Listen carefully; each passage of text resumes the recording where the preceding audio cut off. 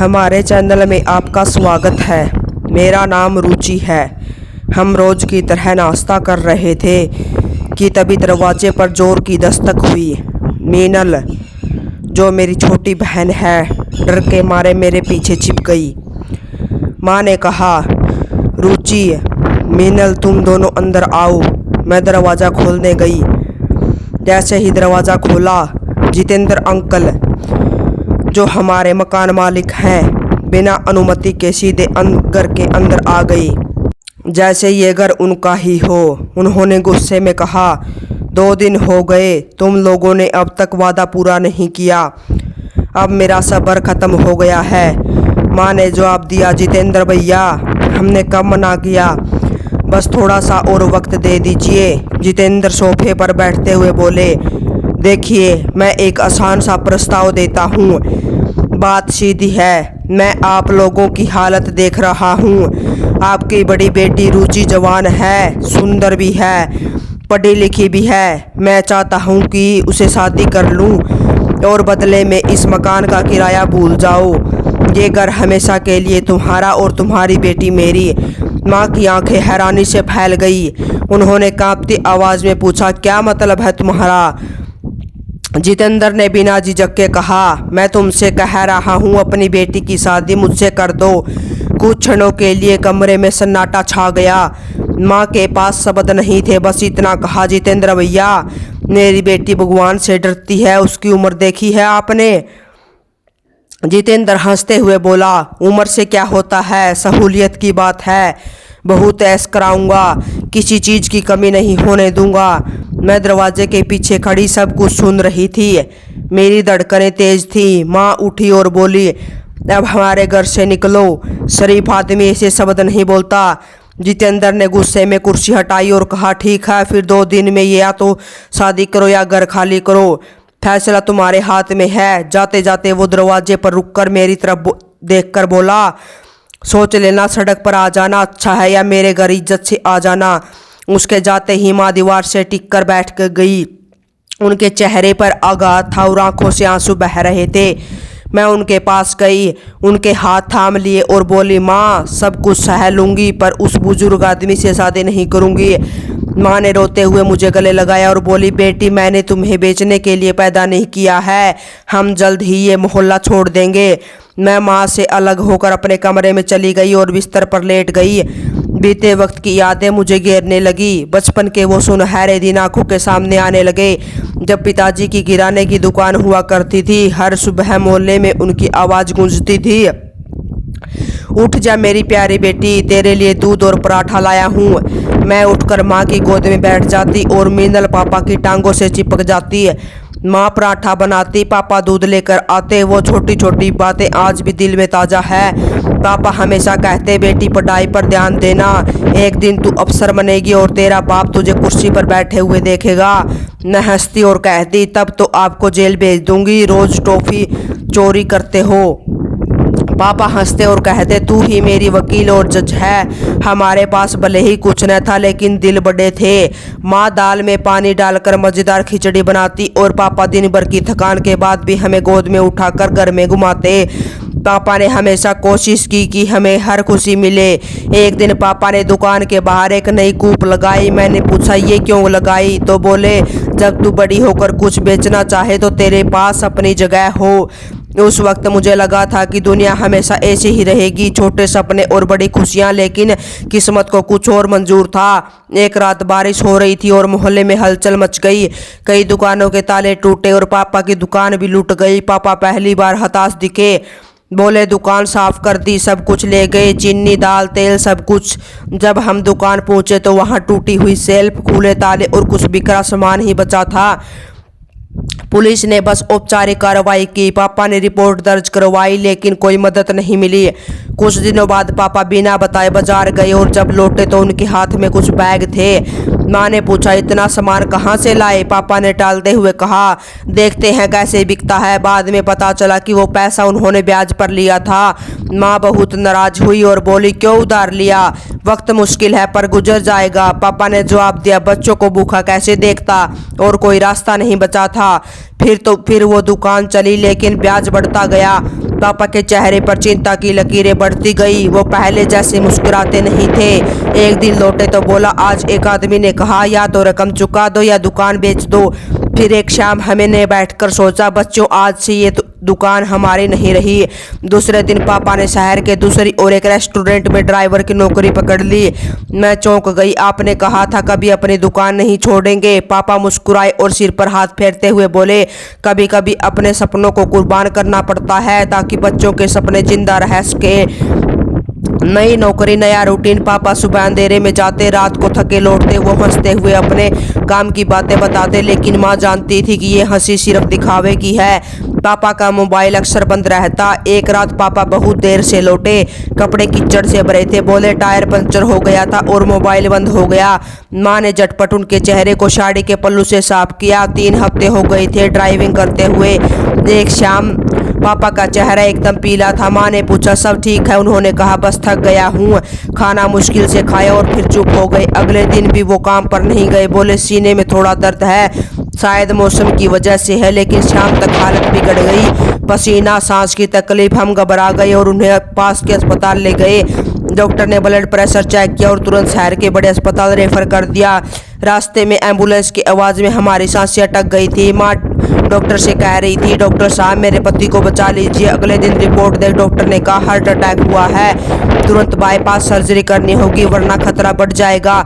माँ घबरा गई। डॉक्टर ने बताया कि 5 लाख रुपए तक का खर्च आएगा।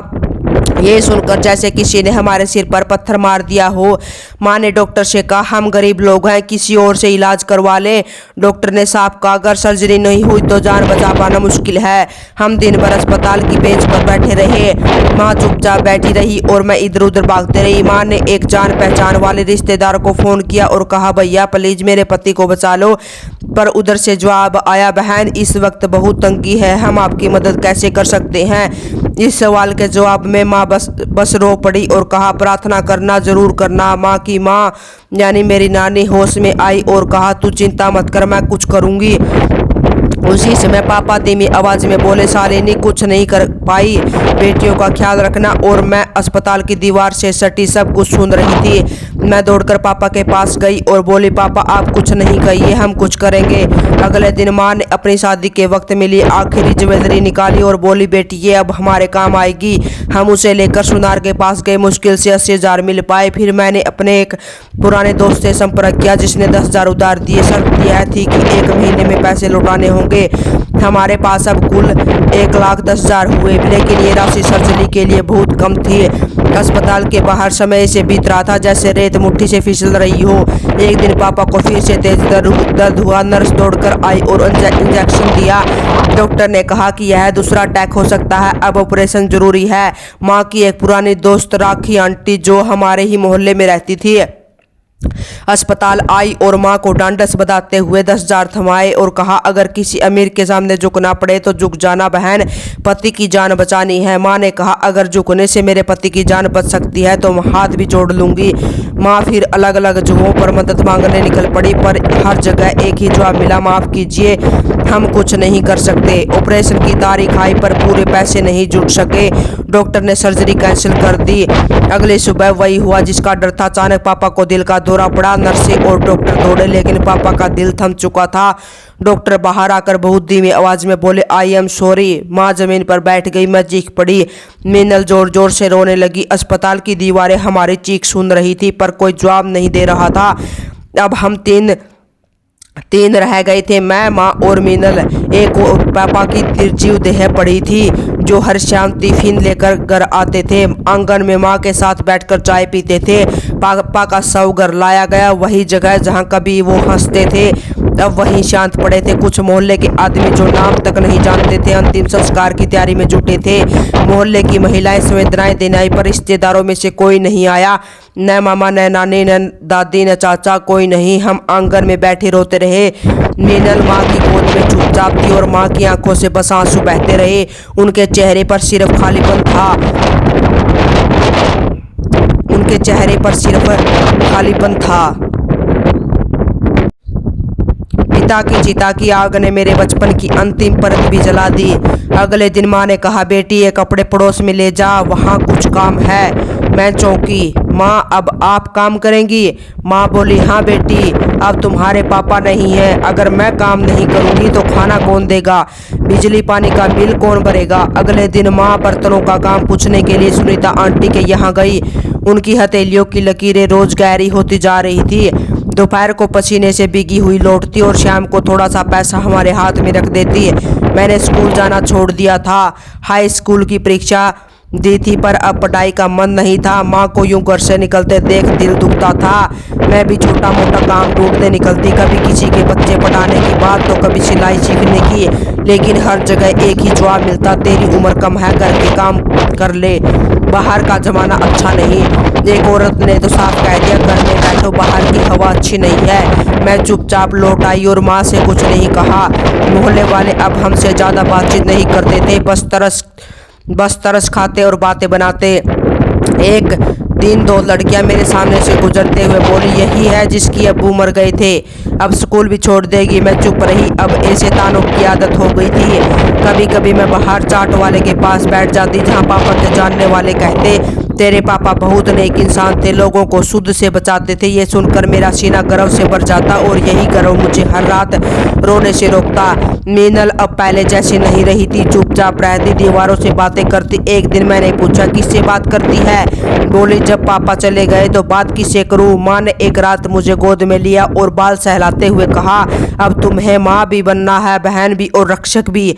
ये सुनकर मैंने अपने आप को समझा लिया, अब मैं बेटी नहीं पापा की परछाई हूँ। और उस रात मैंने स्कूल का बैग अलमारी में रख दिया, वही बैग जिसे कभी पापा अपने हाथों से साफ करते थे। अब हमारी जिंदगी की एक नई शुरुआत थी, बिना किसी सहारे की यात्रा। माँ सुबह 7 बजे घर से निकलती, किसी घर में झाड़ू पोंछा तो कहीं बर्तन चौका करती और दोपहर में लौटती। एक दिन माँ ने अपने पुराने रुमाल से कुछ सिक्के और नोट निकाले और बोली, आज देवयानी भाभी ने थोड़े ज़्यादा पैसे दिए, उसके बेटे का सफ़ेद कुर्ता धोया था ना।